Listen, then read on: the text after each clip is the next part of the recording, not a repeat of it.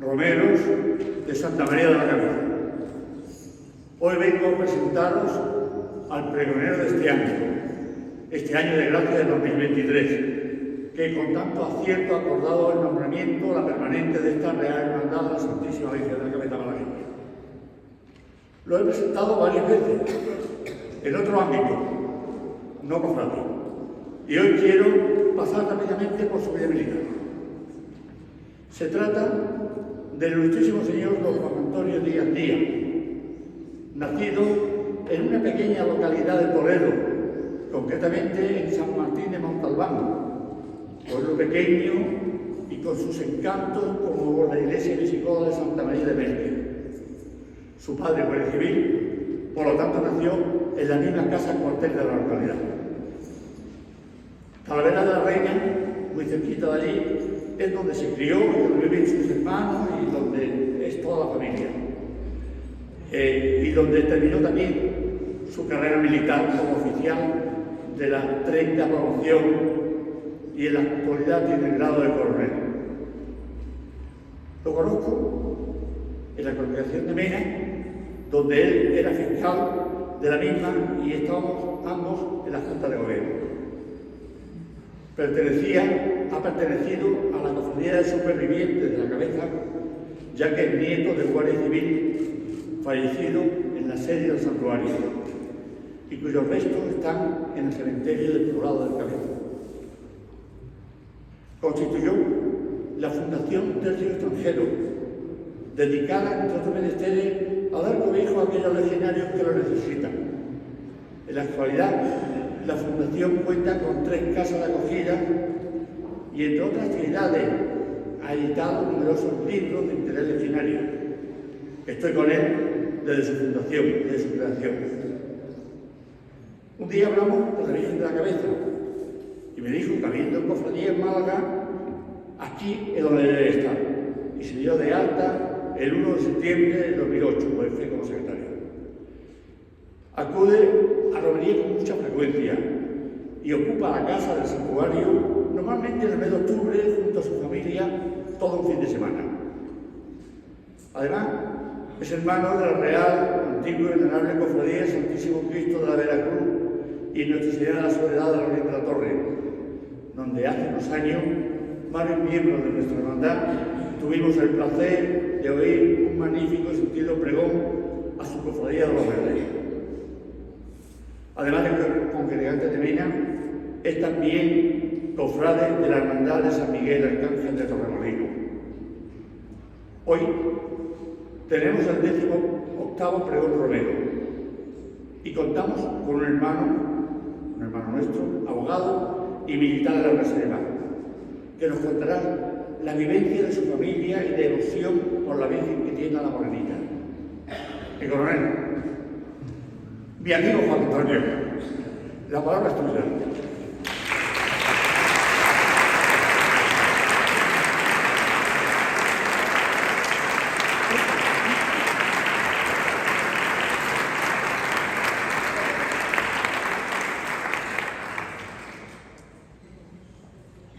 Con tu venia, señora.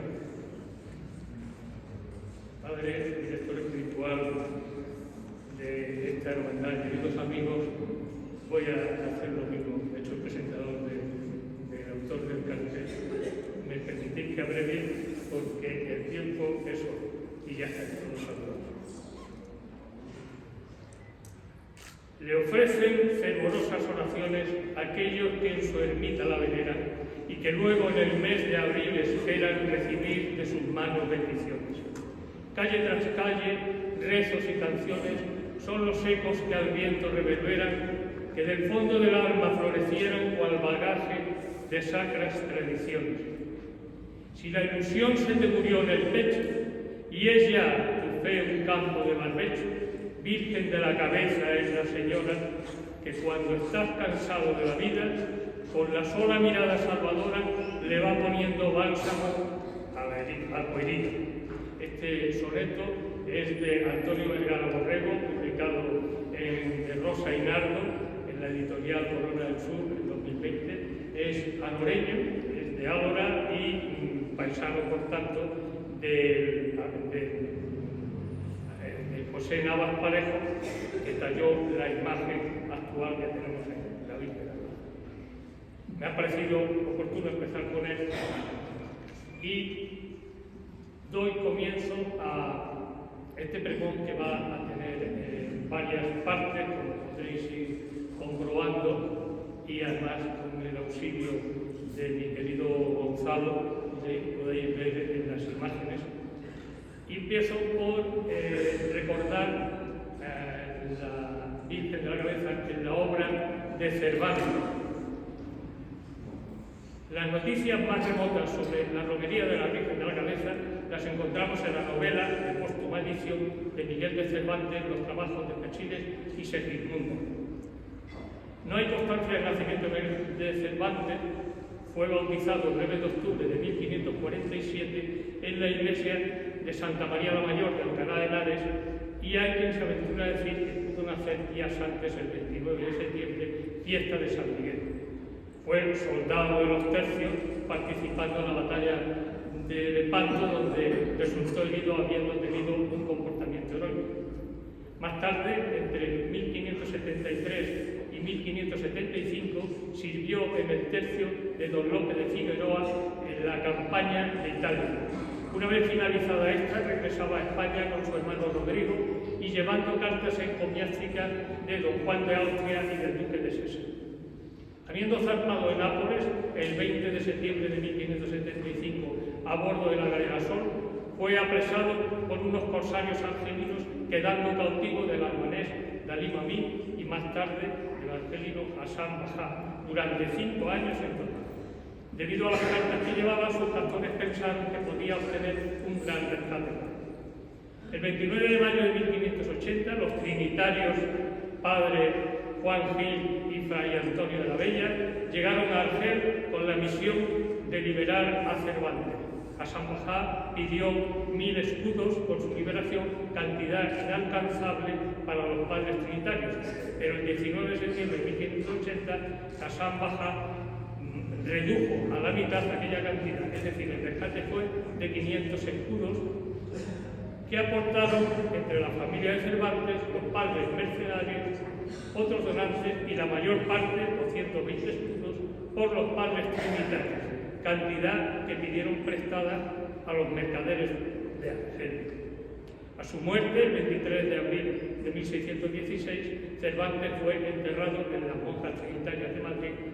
El domingo 24 de abril de 1616 oficiaron en el altar mayor de las monjas los padres trinitarios, ya que, habiendo ellos redimido aquel cuerpo de las mazmorras de Argel, se adelantaban a ofrecer ahora por su alma el inapreciable rescate del cuerpo de Jesucristo. Yo pido a don Miguel de Cervantes, toca punto para que nos haga un breve relato de aquella ocasión. Señoría, quería estar aquí en su pregón. Va a hablar de la Virgen de la Cabeza y lo que quiere es que se afirme que en tiempos de yo soy, ¿quién soy yo? Miguel de Cervantes Saavedra, y pongo por testigo y afirmo de que ya existía aquella romería a la que posiblemente sea la más antigua de España. Sí, señoría, me ha invocado, lo he cogido de su pregón, ciertamente del pregón de este año. Y afirmo y aseguro que esa romería era famosa ya en aquel entonces. Sí, por lo que me encuentro en su pregón, invocado por su señoría para verificar que efectivamente esa romería ya existía, posiblemente antes, posiblemente más antigua del paso que di yo por aquel momento de mi vida natural. Pero he querido pensar que también tengo que estar aquí para agradecer, no solo en el momento en que viví en esta tierra, no, para eternamente invocar y defender a aquellos trinitarios que fueron los que hicieron posible de sacarme de aquellas mazmorras, de aquellos piratas infames. Si no, me hubiesen vendido tal vez como esclavo. Aquel dinero que pusieron los hermanos trinitarios lo agradeceré, no en la vida que tuve, sino eternamente. Eternamente. Agradezco que me haya invocado y le he sacado de su pregón estas palabras que yo estoy diciendo en este momento. Gracias, gracias, gracias. Y eso sí, si algún día me necesita para invocar de nuevo a la Santísima Virgen de la Cabeza, cuente conmigo que estaré para afirmar que aquella romería ya existía y que posiblemente sea la más antigua de nuestro país. Gracias y que Dios le bendiga y que la Santísima Virgen de la Cabeza esté siempre, siempre con nosotros. ¡Viva la Virgen de la Cabeza! ¡Viva!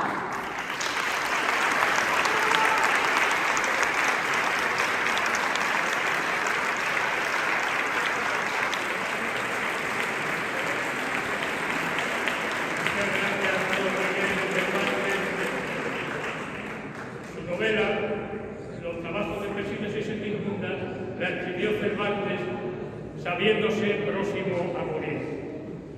La dedicó a don Pedro Fernández de Castro, conde de Lerma, y comenzó la dedicatoria diciendo: puesto ya el pie en el estribo con las ansias de la muerte, gran señor, estate.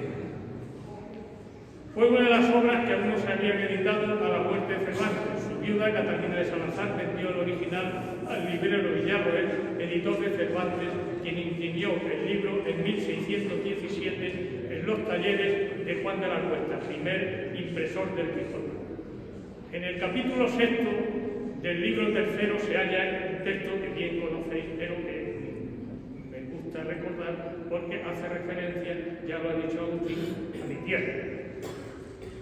Mi peregrinación es la que usan algunos peregrinos. Quiero decir que siempre es la que más cerca les viene al cuento para disculpar su ociosidad. Y así me parece que será bien deciros que por ahora voy a la gran ciudad de Toledo a visitar a la devota imagen del Sagrario. Y desde allí me iré al Niño de la Guardia y dando una punta como a Juan Noruego me entretendré con la Santa Verónica de Jaén, hasta hacer tiempo de que llegue el último domingo de abril, en cuyo día se celebra en las entrañas de Sierra Morena, 3 leguas de la ciudad de Andújar, la fiesta de Nuestra Señora de la Cabeza, que es una de las fiestas que en todo lo descubierto de la tierra se celebra. Tal es, según he oído decir, que ni las pasadas fiestas de la gentilidad, a quien imita la de la Monda de Talavera, no le han hecho ni le pueden hacer ventaja. Bien quisiera yo, si fuera posible, sacarla de la imaginación donde la tengo fija y pintárosla con palabras y ponerosla delante de la vista para que, comprendiéndola, viérades la mucha razón que tengo de alabaros. pero esta es carga para otro ingenio no tan estrecho como el mío. Esta frase, a un inciso, me hace pensar que tal vez Cervantes ya conociera lo que después veremos que escribió Lope de Vega al decir del ingenio. Veamos ahora del Prado de Talavera al Cerro de la Cabeza. Monda, en latín mundus, canastilla de Ceres, especie de manga grande de parroquia de los pueblos con vecinos que conducen a Talavera de la Reina en carro, adornado con cera, y lo ofrecen ante la imagen de Nuestra Señora del Prado. Mondas es la fiesta pública que se celebran con dicho motivo. Esto es un dato lo he sacado de la enciclopedia que pasa acá. Las mondas eran en su origen una fiesta pagana, ritual del culto a la diosa Ceres, que se celebraba del 12 al 19 de abril. Hay constancia de su celebración en Talavera desde 496 a.C. 10 siglos después entraron los visigodos en la península. Estos practicaban como religión la corriente arriana contra la Trinidad. Leovigildo mandó matar a su propio hijo Hermenegildo por abrazar el catolicismo. Por cierto, hace unos días celebrábamos la fiesta de San Hermenegildo, el 13 de abril, fiesta de los retirados, y hoy tenemos aquí al presidente de la Real Hermandad.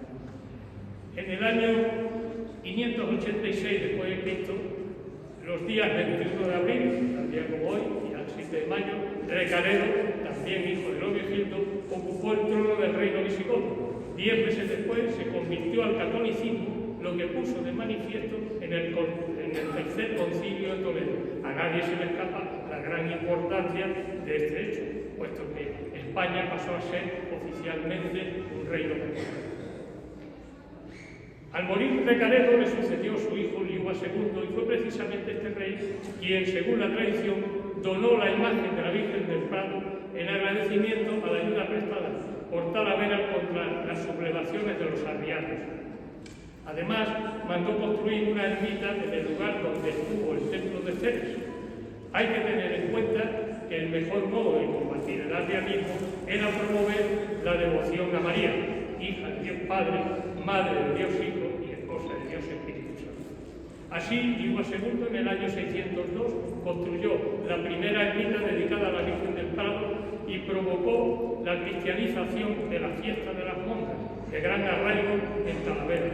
De este modo, las mondas sirvieron para incrementar la devoción a la Virgen del Prado. La celebración de la fiesta de las monjas no se perdió nunca, incluso crecieron, y a partir de 1515, debido a la promesa que realizó la villa en 1507, cuando sufrió una gran epidemia, la peste, como consecuencia de dicha promesa, se hizo una escritura por la que la fiesta de las monjas se celebraría todos los años en Nuestra Señora del Prado de Talavera.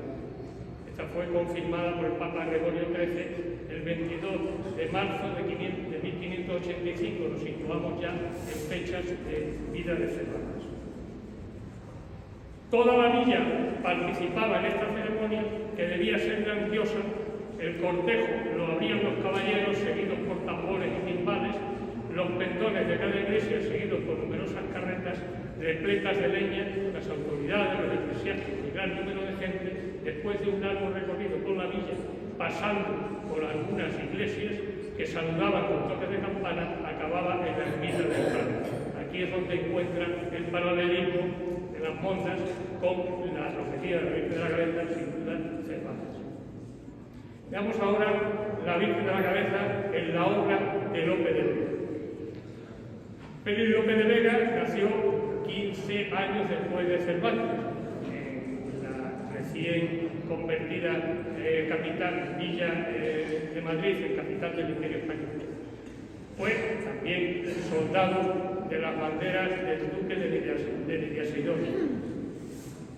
Félix Lope de Vega editó su parte 11ª de las comedias en 1618, donde incluyó el bautismo del príncipe de Marruecos y la tragedia del rey Don Sebastián, escrita según los principios del arte nuevo de hacer comedia, una pieza teatral de las llamadas de moros y cristianos.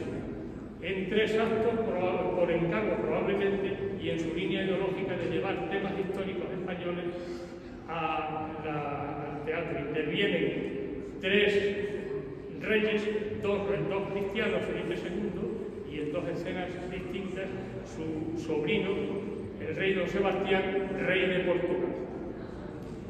El primer acto relata cómo se gestó la tragedia del rey don Sebastián en la batalla de Alcázar-Quibir. Este rey de Portugal, don Sebastián, era hijo de Juana de Austria, hija a su vez de Carlos I y de Isabel de Portugal, que era hija de Manuel I de Portugal. Por tanto, era hermana de Felipe II. Obviamente, nieto de Manuel I, el rey de Portugal. Consecuentemente, Felipe II, al morir su sobrino Sebastián sin descendencia, reclamó la corona de Portugal para sí. Y es en el año 1581 donde toma el reino de Portugal y se mantuvo así hasta 1640, que volvió a ser independiente, salvo Ceuta, que optó por quedarse con la corona española. Hizo bien. Felipe II trajo a España como protegido suyo a Muley Hegel. Tenía 12 años. Era hijo de Muley Mohammed, que murió también en Alcázar-Quibir junto al rey Sebastián. Muley, ya con 25 años, participa en la romería de la Virgen de la Cabeza, y es en el segundo acto de la obra de Lope de Vega que se desarrolla en Andújar, obviamente con personajes históricos documentados, y por primera vez Lope de Vega recreó cómo debió ser la fiesta romera a finales del siglo XVI. El tercer acto, también desarrollado parte en la ciudad liturgiana, tiene como argumento el bautismo del príncipe de Marruecos, Muley Hegel, ya don Felipe de África, puesto que se produjo el milagro de su conversión al visitar a la Virgen de la Cabeza. Es el primer texto literario importante donde se describe con gran fidelidad la romería de Nuestra Señora de Cabeza y se escenifican cuadros de la ciudad de Andújar durante gran parte de los actos segundo y tercero de esa obra.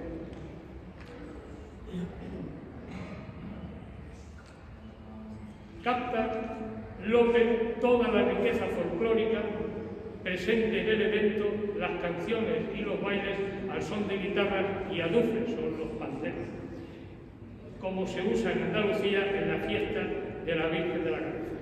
Lope describe la llegada de los romeros, los alojamientos, la picaresca de los espadachines y con gracejo sobre la feliz convivencia entre musulmanes y la corte principesca del jeque, que visita el campo romero y los peregrinos cristianos, la enfervorecida masa devota, el frenesí del milagro, la procesión y el comportamiento de cofrades.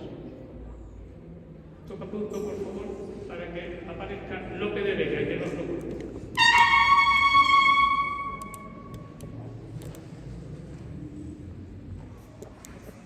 Le voy a leer algo que le he cogido de su propio pregón. Yo soy, todos lo conocen, Lope de Vega. Y viví también en aquella época donde mi amigo el Cervantes, Miguel de Cervantes, vivía. Él era un grande de las letras, pero yo, Lope de Vega, era un gran poeta, era un dramaturgo muy importante de aquella época. Y aquí estoy, porque me ha nombrado en su pregón y me ha dado la categoría casi del gran Miguel de Cervantes. Pero Lope de Vega sigue en esa fama y por eso lo ha puesto ahí en su pregón. Claro que sí, no podía fallar. Soy testigo también, como lo fue Cervantes, de que esa romería ya existía. Y le traigo aquí algo que lo ha nombrado en su pregón y que yo quiero llevarlo a cabo. Había una canción muy popular de aquella época que el jefe del coro nombraba un verso, una línea, y todo el pueblo contestaba: ¿quién como ella? ¿Quién como ella? Hacemos un simulacro y cantamos la canción entera. Por ejemplo, yo digo: la Virgen de la Cabeza. ¿Quién como ella? ¿Quién como ella? Muy bien, muy bien. Pues así me gustaría que fuera ahora toda la iglesia ante los pies de la Virgen Moreneta, la Virgen de la Cabeza, aquella Virgen que ya era famosísima en aquella época. Y decía así la canción: Virgen de la Cabeza. ¿Quién como ella? ¿Quién como ella? Hizo gloria a aquesta tierra. ¿Quién como ella? ¿Quién como ella? Tiene la frente de perlas. ¿Quién como ella? ¿Quién como ella? Y de oro fino. ¿Quién como ella? ¿Quién como ella? Parió, quedando doncella. ¿Quién como ella? ¿Quién como ella? La Virgen en este momento está riendo, porque todos estamos coincidiendo. ¿Quién como ella? Representa a nuestra madre, pero ella es ahora la Virgen de la Cabeza. Sana a cuantos van a verla. ¿Quién como ella? ¿Quién como ella? Da salud a los que enferman. ¿Quién como ella? ¿Quién como ella? Vista le da al ciego y al mudo lengua. ¿Quién como ella? ¿Quién como ella? La Virgen de la Cabeza. ¿Quién como ella? ¿Quién como ella? ¿Quién como ella? ¡Viva la Virgen de la Cabeza! ¡Viva! Bien, y dice, y le digo, pregonero,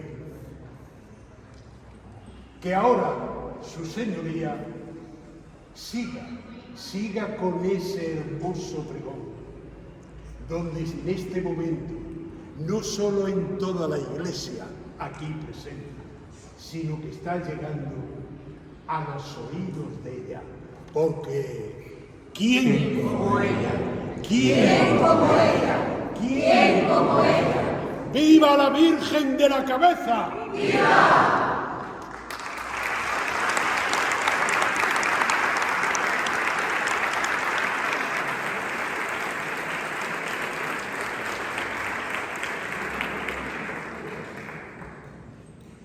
Muchas gracias, Feliz. En ese segundo acto que se produce la conversión del jeque, hay una serie de versos, obviamente es demasiado largo y he seleccionado unos pocos para dar una medida de lo que ya López refería respecto a la romería y a la Virgen. Al criado Zaide, que va con el jeque, dice: ¿no has oído de esta ermita, de la que llaman bendita a los cristianos y a los moros, tan rica de 1000 tesoros que le ofrecen? Quita, quita. Eso es, de la Cabeza llaman a aquesta María, que es virgen de gran belleza en toda la Andalucía y adornada de riqueza. Preséntanle varios dones, traen tiendas y pabellones a aquel campo de cristianos, y en las tiendas y en las manos levantan ricos pendones. Una pequeña canción que recoge también López a la Virgen Bella, Rosas y Flores de Jaén y Andújar los labradores. Cuando el jeque se suma a la romería, lo hace diciendo: iré extremado, quiero hacer burla y reír de esta ley de los cristianos. Sin embargo, se produce, como decía, el milagro, y cuando ya de regreso de la visita a la Virgen se encuentra con el fraile victoriano, este le pregunta: ¿qué te parece a su Alteza de esta fiesta? El jeque, que es notable su concurso y su grandeza. Victoriano dice: es en España admirable la Virgen de la Cabeza. De las 4 señaladas es esta imagen, que son con 1000 causas venerables, creciendo la devoción sus maravillas sagradas. ¿Quién son? La de Monserrate, que está junto a Barcelona: no hay lengua que no desate, vista que no dé o persona cautiva que no rescate.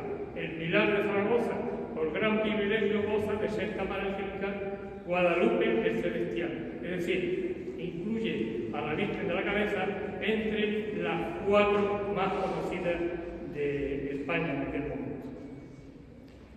Y al final nos da una pequeña catequesis. El jeque le pregunta a Victoriano: jeque, dime ahora, ¿a quién los milagros das? ¿A la imagen que se adora o a la Virgen? Pues es más. Victoriano contesta: la imagen, ¿qué puede hacer siendo sola semejanza? Y el jeque, pues no se ha de entender. Victoriano, que por devoción se alcanza de Dios, que tiene el poder. Luego, ¿no lo hace María? No, que Dios obra por ella, que como solo Dios cría, solo Dios obra. En fin, ella se alcanza. Por ella envía Dios 1000 socorros al hombre, que aunque de Dios hombre es madre, le da al hombre el mismo nombre. No es corto el momento, Padre, para que el hombre se asombre, ver en un monte que tiene 4 lenguas en su falda, que de la gente que tiene se corone esta guirnalda que nuestra vida detiene.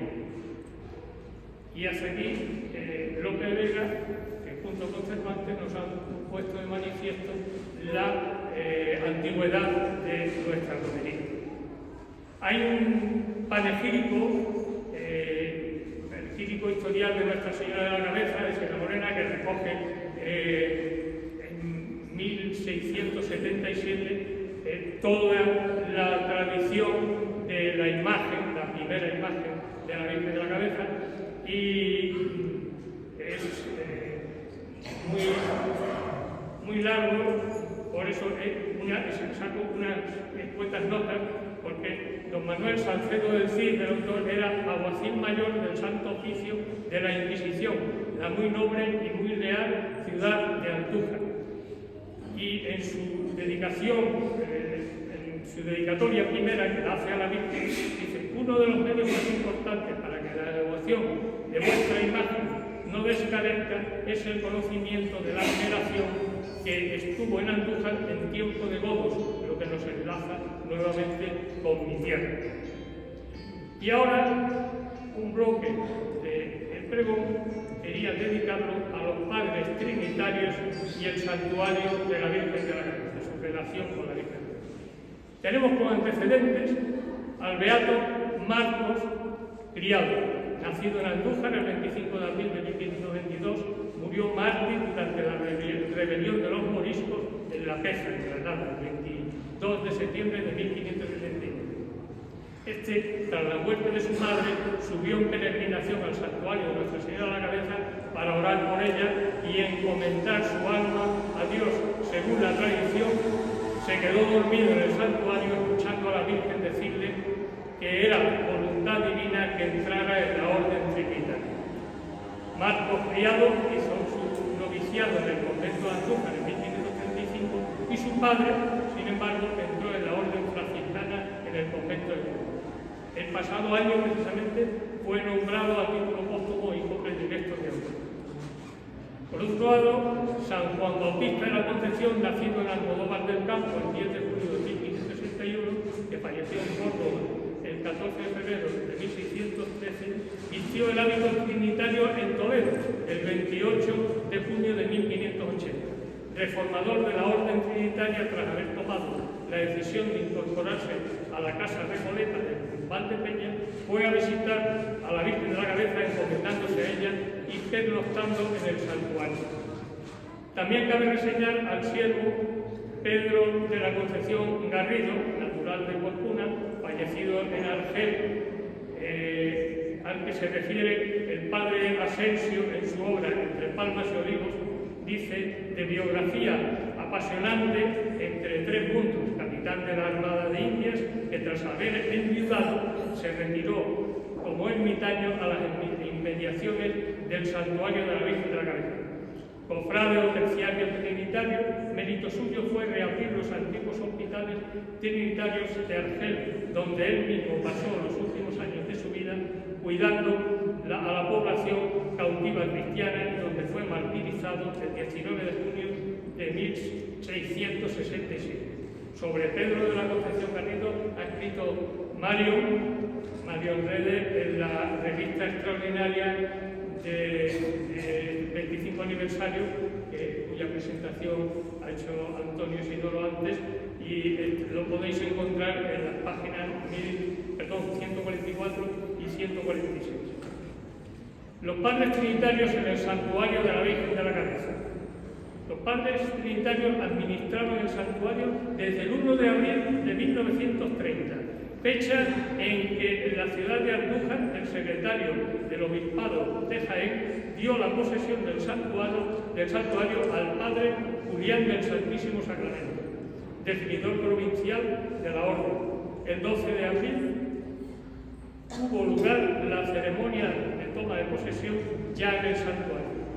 La primera comunidad quedó formada por el padre Juan de la Santísima Trinidad, presidente, el padre Félix de la Virgen, declarado venerable por Juan Pablo II en 1994, el padre Regino de San José y 9 jóvenes coristas destinados al santuario, que fue designado como seminario mayor de la provincia de España. El 11 de enero de 1931 se colocó la primera piedra del convento, que fue bendecida por el obispo don Manuel Basulto, quien se dirigió a los trinitarios diciéndole que su labor debía ser realzar el culto y atraer y atender a los numerosos peregrinos que, fieles a la tradición, continuarán subiendo al santuario.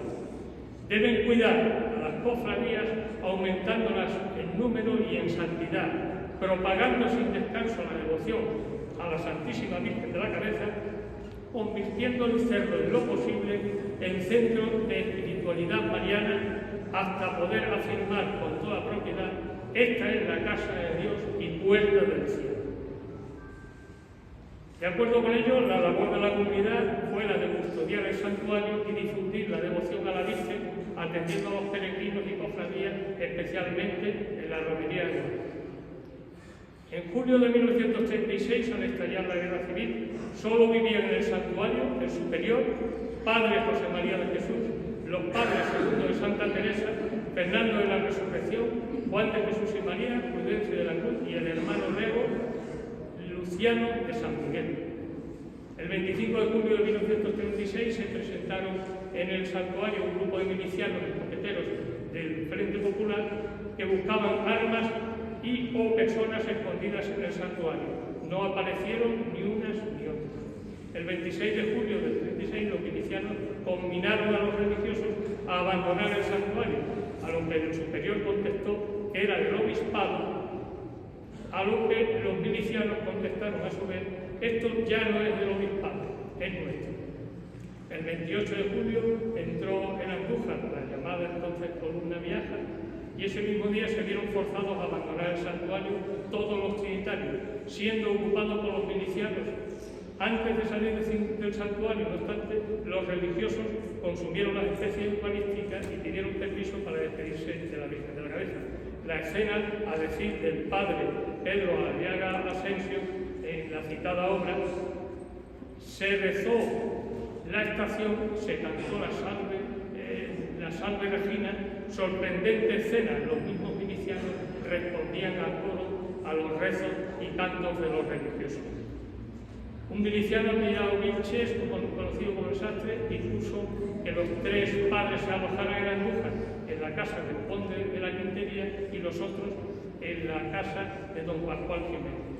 Los padres Segundo de Santa Teresa y Prudencio de la Cruz fueron asesinados el 31 de julio de 1936 como represalia a los bombardeos de la aviación nacional sobre la columna Miaja. Así lo describe el padre Pedro Aliaga en la obra citada. Dice: el 31 de julio un piquete de milicianos se presentó en la casa donde estaban alojados, procediendo a su detención con pretexto de que iban a prestar declaración. Eran las 11:30 de la mañana.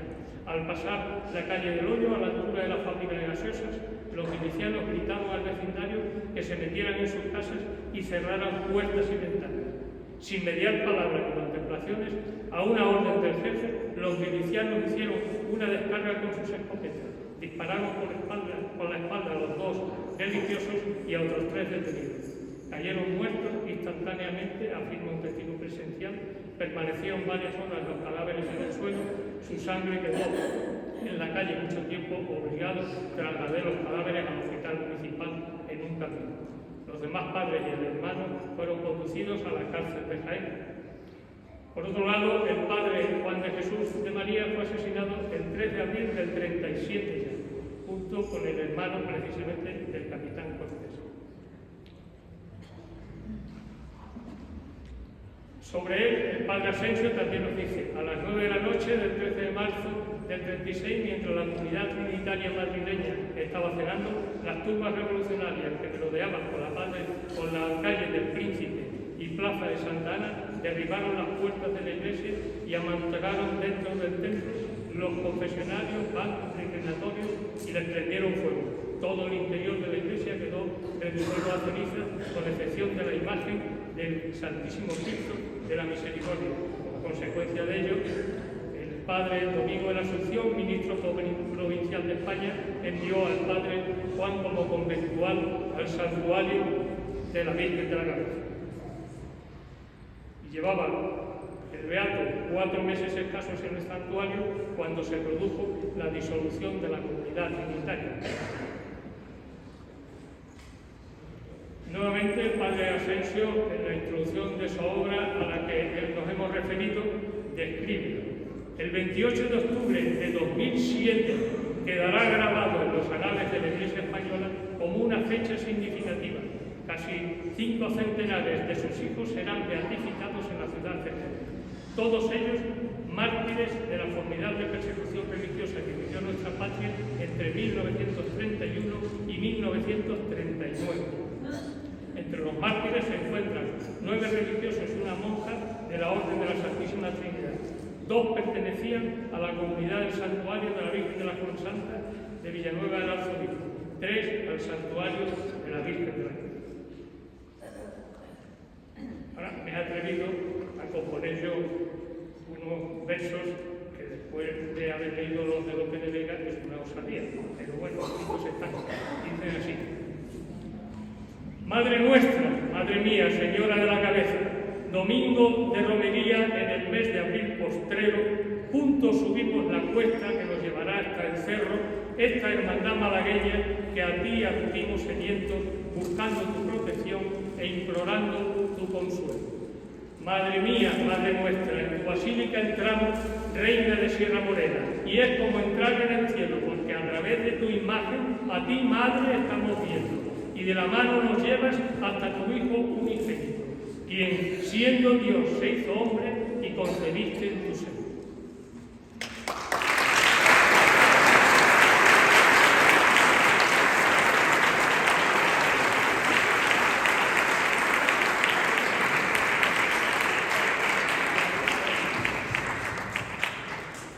Ya, para terminar, voy a hablar de los defensores del santuario de la Virgen de la Cabeza y del lugar nuestro.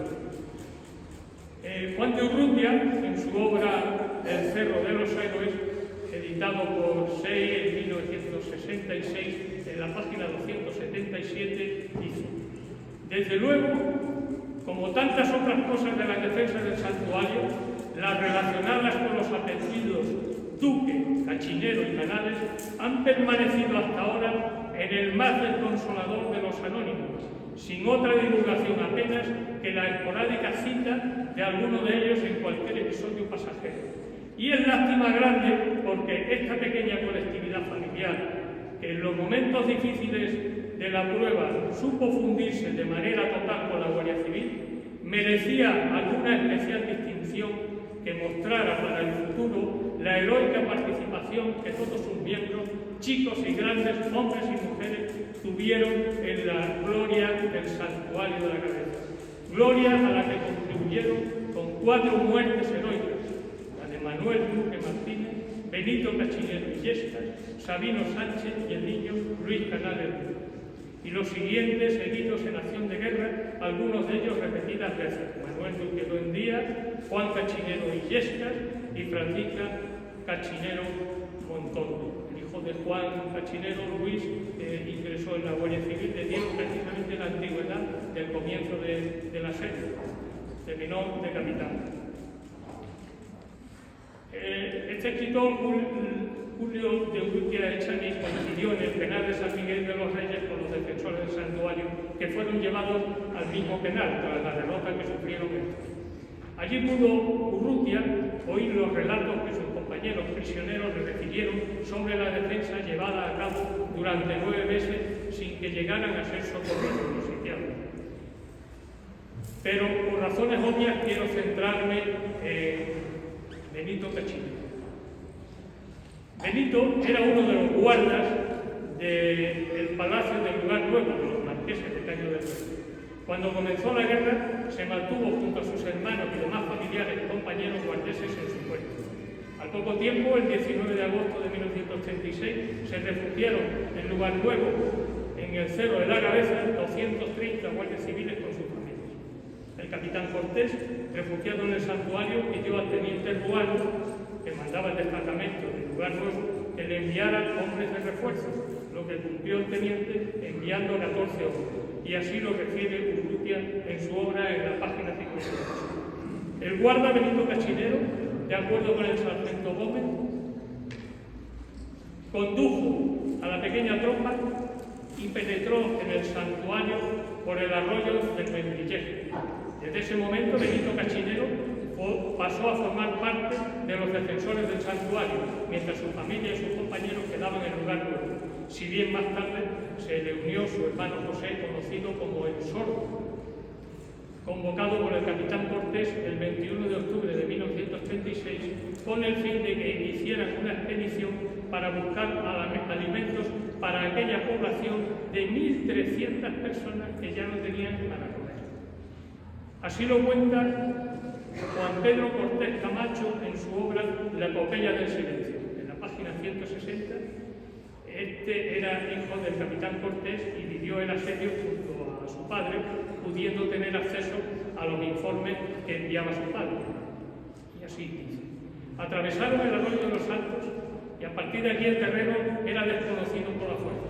Solo lo conocían los guardias, que iban marcando la ruta con toda seguridad, indicando a rueda los puntos donde convenía ir apostando el servicio de protección. El piso era pedregoso y siempre existía la posibilidad de encuentros fortuitos que denunciaran la presencia de nuestra tropa fuera de los límites del santuario. Menos mal que llevaban al Sordo como guía. Tenía este excelente guarda desarrolladísimo el sentido de la vista, tal vez para compensar de su sordera. La profundidad de una pisada, su dirección, una rama tronchada, un canto movido, eran para él elementos de una historia larga y siempre verídica. Mientras José y Benito Cachinero no dieran la alarma, podían seguir adelante. Eran hombres de excelentes cualidades morales y de quienes los guardias podían fiar en cualquier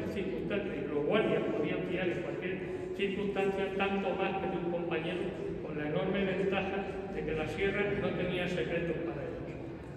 Más adelante, en la página 400 de la citada obra de Cortés de Cortés, refiriéndose a lo ocurrido el 21 de febrero de 1937 a raíz de un abastecimiento aéreo, nos dice: El teniente Manuel Rueda García, que mandaba las primeras y segundas secciones, era el oficial encargado ese día de la recuperación de las provisiones.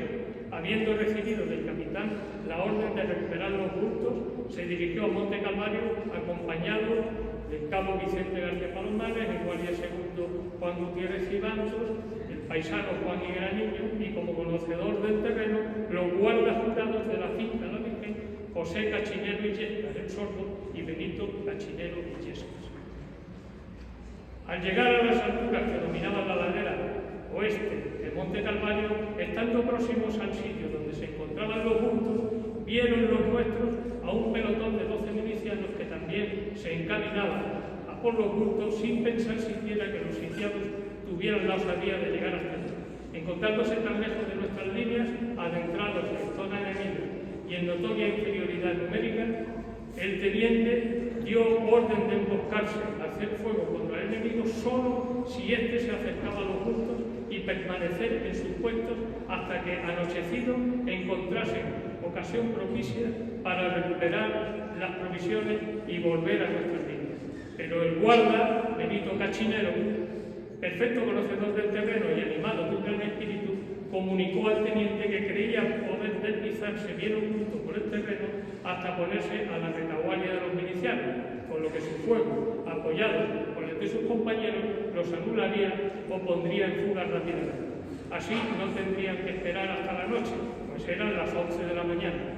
El plan de Benito Cachinero fue puesto en práctica y a la primera descarga cayeron 4 milicianos. Cachinero se había ocultado entre unas grandes piedras y hacia allí dirigieron lo más recio de su fuego los milicianos en fuga. Había elegido Cachinero el lugar para ocultarse con tan mala fortuna que, al parecer, el enemigo, al retirarse de anteriores combates, había dejado allí oculta una caja de granadas Lafitte, fulminantes para las mismas y tal vez alguna otra materia explosiva. Esto era corriente entre los milicianos que sabían desperdiciar el material. Lo cierto es que los tiros dirigidos contra Benito Cachinero hicieron blanco en el material allí depositado y, produciendo una horrísona explosión, causó la muerte instantánea del bravísimo guarda jurado.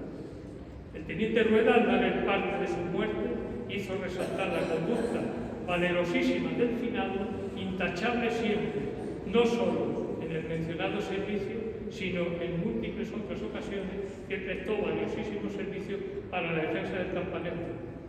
Así lo hizo constar Cortés en los partes que, con fecha del 23 de febrero, redactó para el general jefe del Ejército del Sur y para el general de los Ejércitos Nacionales. Por último, en la página 709 de la misma obra, en el apartado procedentes del lugar nuevo, desde el 13 de abril del 37, figura relacionado el guardia segundo Florencio Díaz Arévalo, mi abuelo, al que debo hoy estar entre vosotros, hermanos de la Hermandad de la Virgen de la Cabeza, porque por él llegué, como ha dicho Agustín, a conocer. En recuerdo de aquellos fallecidos, y como decimos los legionarios, de cuantos murieron con nobleza y honor, tanto en un bando como otro, triste guerra fratricida aquella, nunca más, señora, le pido a nuestro cornetín que haga un toque de oración y, si no os importa, lo escuchamos de lleno, hacemos los militares.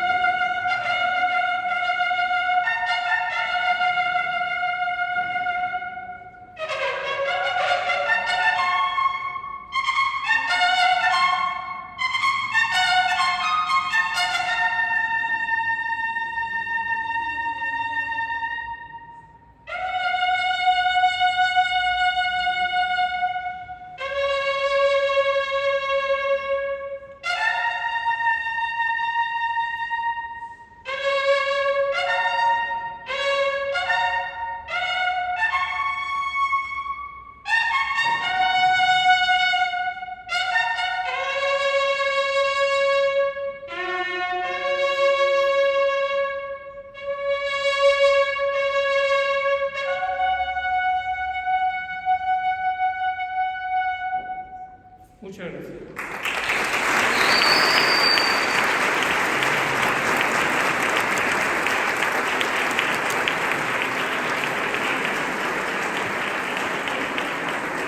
Ya sí, para terminar, la osadía ha llegado hasta el punto que me he atrevido a hacer por primera vez en mi vida unos versos alejandrinos, que son de 14 sílabas, nunca más. Dicen así: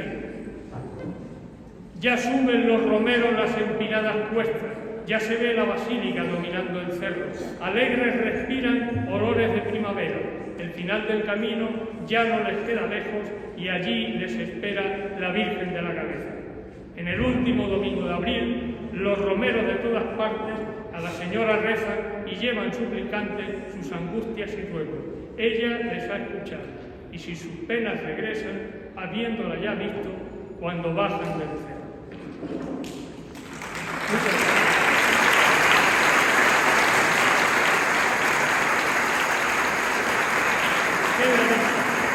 Y ahora permitidme que por primera vez en mi vida, lo he hecho en otras ocasiones y pidiendo otros viva, os pida que gritéis conmigo: ¡Viva la Virgen de la Cabeza! ¡Viva! ¡Viva su hermandad malagueña! ¡Viva!